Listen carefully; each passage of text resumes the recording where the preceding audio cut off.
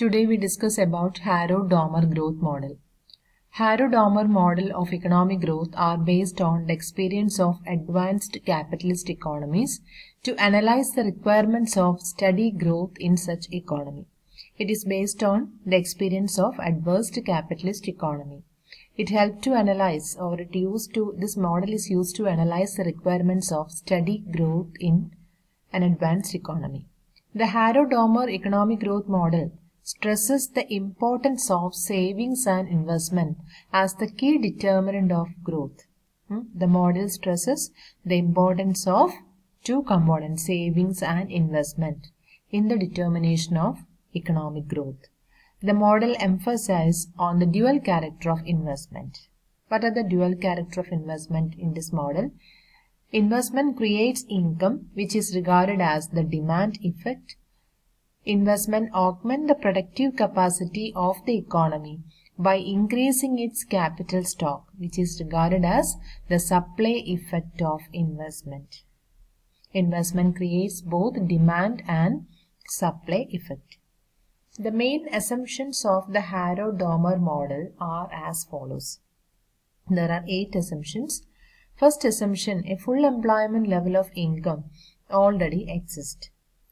Second, there is no government interference. Third, the model is based on the assumption of closed economy. Fourth, there are no lags in adjustment of variable. Fifth, the average propensity to save and marginal propensity to save are equal to each other. Average propensity to save S by Y, then marginal propensity to save delta S by delta Y, both are equal. Both propensity to save and capital coefficient are given constant. Capital coefficient is capital output ratio. Propensity to save and capital output ratio are given constant. Then 7th assumption, income, investment, savings. All are defined in the net sense. Net income, net saving, net investment. All are defined in net sense. Hence, they are considered over and above the depreciation. It is considered as over and above the level of depreciation. Saving and investment are equal in ex ante as well as in ex post sense. Saving and investment are equal in ex ante as well as ex post, and the actual and planned savings and the actual and planned investment are equal. Given the above main general assumptions, we shall discuss both models separately. Although Harrod and Dormer model differ in some aspects, they are similar in substance, as both the models stress the essential conditions of achieving and maintaining steady growth. The both models are try to explain how to maintain a steady growth. First of all, we discuss about the Harrod model. An English economist, Henry Roy Forbes Harrod. His period was 30th February 1900 to 8th March 1978. He tries to show in his model how steady growth may occur in the economy. Once the steady growth rate is interrupted and the economy falls into disequilibrium. Steady growth rate is interrupted means economy falls into disequilibrium. Accumulative forces tend to perpetuate this divergence, thereby leading to either secular deflation or secular inflation. The Harrod-Dormer model is based on 3 distinct rates of growth: the actual growth rate, the warranted growth rate, and the natural growth rate. Okay. Once the steady growth rate is interrupted, the economy falls into disequilibrium. The disequilibrium conditions are either it may be a secular deflation or it may be a secular inflation. The cumulative forces are tried to diverge these factors, then make it is formed as deflation or inflation. Harrod is based on 3 distinct rates of growth to explain this equilibrium growth. First one is the actual growth rate. The actual growth rate is defined as the ratio of change in income to the total income in the given period. Mathematically, the actual growth rate is represented as capital G equal change in income delta Y divided by total income capital Y. The actual growth rate is determined by saving income ratio known as the average propensity to save, which is expressed as S, small letter s equal S by Y is a saving income ratio. That is the average propensity to save. Second, capital output ratio, which is expressed as C. Capital output ratio is expressed as C. C equal delta K by delta Y, where delta K denotes change in capital stock, which equal investment. The relationship between the actual growth rate and its determinants is expressed as GC equal to S, since G equal to delta Y by Y. G equal to delta Y by Y, that is the original equation. Then C equal delta K by delta Y, delta K equal capital I. Small letter s equal to S by Y, substituting the value of G, C and S in the equation, we get delta Y by Y into I by delta Y equal S by Y. GC equal to S, that is the equation. Then delta Y cancelled. I by Y equal S by Y. Then denominator is same, I equal to S. The above equation so derived explains that the condition for achieving the steady state growth is that ex post savings must be equal to ex post investment. That means actual or realized savings must be equal to ex post investment. The warranted growth rate, GW. Warranted growth rate is also known as full capacity growth rate. It refers to the growth rate of the economy when it is working at full capacity. That is warranted growth rate. It is also known as full capacity growth rate. It refers to growth rate of the economy when it is working at full capacity. In other words, GW is interpreted as the rate of income growth required for full utilization of a growing stock of capital. The growth rate of income required for the full utilization of growing stock of capital. GW is determined by capital output ratio and saving income ratio, and the relationship can be expressed as GWCR equal S, that GW equal S by CR, where CR denotes the amount of capital output ratio needed to maintain the warranted. S denotes a saving income ratio.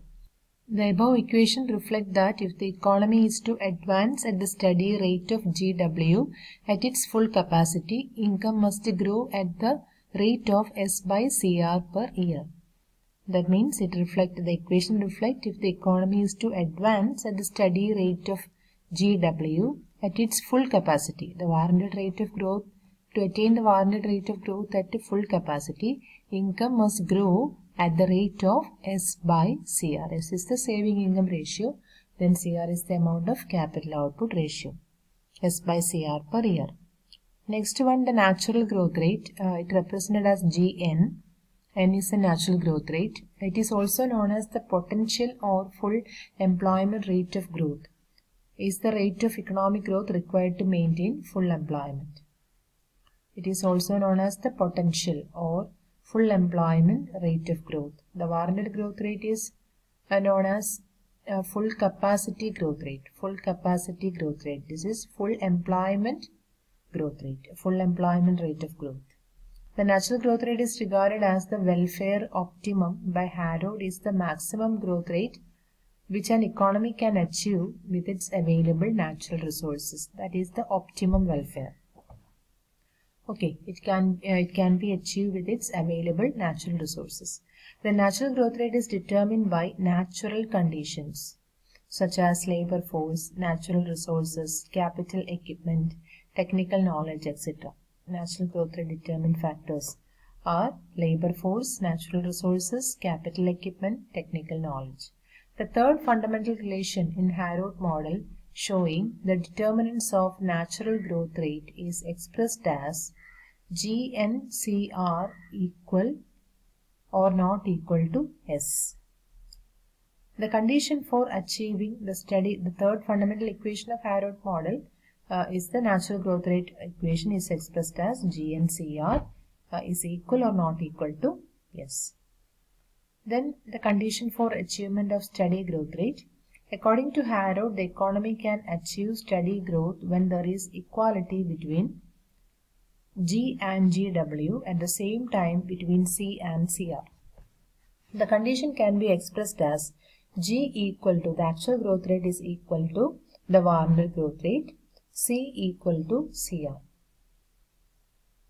Harrod stated that a slight deviation of G from GW will lead the economy away and further away from the steady state growth path, the divergence between G and GW. Thus, the equilibrium between G and GW at this junction is considered as a knife-edge equilibrium. G and GW are reached into an equilibrium position, that is the knife-edge equilibrium. It is very difficult to attain the equality between G and GW. There is some slight deviations in between G and GW. To attain the steady growth rate is to be very difficult, and to attain the equilibrium position we have considered as a knife-edge equilibrium. Then instability, there is a chance of instability of growth. As discussed above, to achieve steady growth in economy, a balance between G and GW must be maintained, otherwise economy will be in disequilibrium. Therefore, Harrod analyzed two situations when equilibrium condition is not satisfied. If then G is greater than GW or C is less than CR, then the second condition is G less than GW, at the same time C is greater than CR. Two conditions are there. The first situation implies that if such a situation occurred, the economy will find itself in the quagmire of inflation. This is because under this situation, the growth rate of income being greater than the growth rate of output. The actual growth rate is greater than the warranted growth rate. The demand for output should exceed the supply of output. The demand for output should exceed the supply of output. In contrast, the second situation implies that if such a situation occurred, the economy would lead to secular stagnation. The first condition, the economy reached to, or the economy will lead to inflation. Okay, the demand for output exceed the supply of output. In the second situation, the economy lead to secular stagnation because the actual income grows more slowly than what is required by the productive capacity of the economy. The actual income growth is very low. It is very slow growth. The actual growth rate was very slow. It lead to an excess of capital goods. That means C is greater than CR.